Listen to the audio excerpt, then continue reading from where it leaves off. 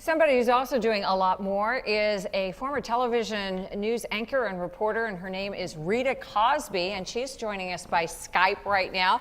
Rita, welcome to the broadcast. I know that you have written this amazing book about your father's service and his sacrifice. So give us the quick 911 on that.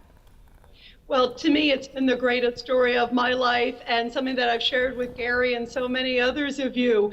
My father was a prisoner of war in World War II, and it's something I didn't know basically almost my whole life up until just about 4 or 5 years ago. My father was very humble, as are all of our troops and people who've been in battle. And my father was 90 pounds and 6 feet tall when he escaped from a prisoner of war camp. And he was in the woods, finally decided to walk during daytime. He was in the middle of Nazi-controlled Germany, and a plane came by, and they thought, oh gosh, this is it. It's a German plane. It's the end of the line. They saw something thrown out, and they dove for the ditches. And then they looked up, and they realized they saw a star, and they realized it was an American plane. And the American pilot dropped a note that said, welcome.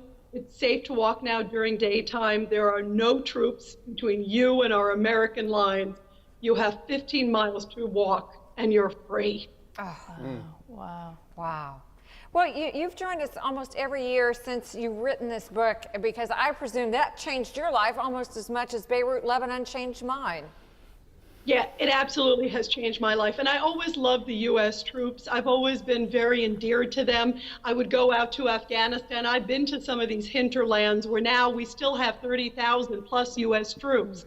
And it is a very unforgiving terrain. It's very difficult. And I remember seeing the tears in their eyes when they see an American face, a familiar American face, because it is so desolate. And I also, after hearing the story of my father, I'll tell you what really touches me so much, especially with what all of you do at Troopathon.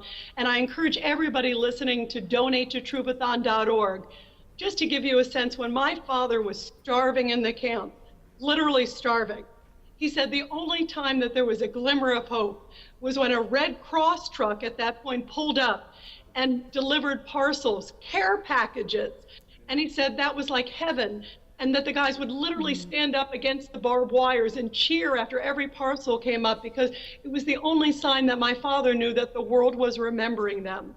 And I think about it now, how much these packages mean. Here it is, you know, many decades later, these guys who are in very difficult situations, not POWs, but very difficult situations, and often that's the least we can do to remind them how much we love, how much we support them, and those packages mean so much. So I hope people listening realize that it can make such a difference in morale of a young man or woman who is fighting for freedom in often very difficult conditions. And you know, they've proved that when their morale is better, they're safer in combat.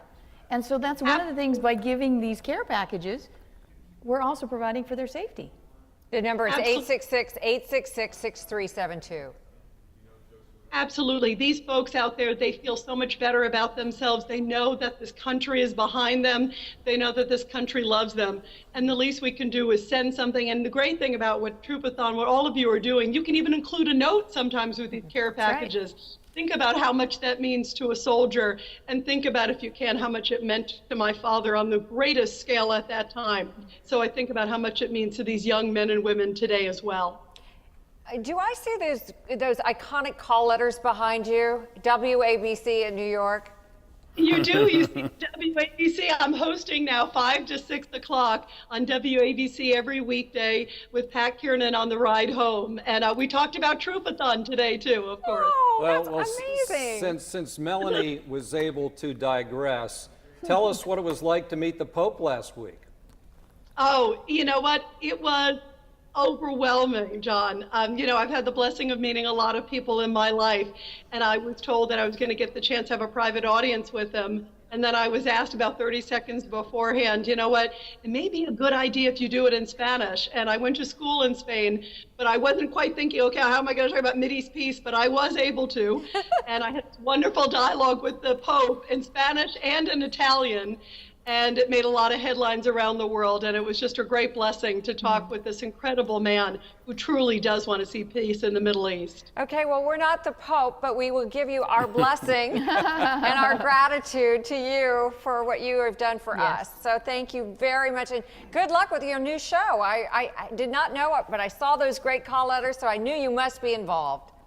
Oh, thank you. And all of you, thank you so much. And please do what you can to help the troops. Everybody listening out there, it makes an enormous difference. And thanks all of you guys doing the Troopathon. The name of the book one more time. The book is called Quiet Hero, Secrets from My Father's Past, and proceeds go to troops and their families. Great. Thank you Thank you, very Rita. much, Rita Cosby. Such a lovely lady. I mean, She she's is, just amazing. And every time she tells the story of her father, who was literally starving to death, who was 90 pounds as he was walking to freedom, it still makes me just, it just kind of astonishes me. Now,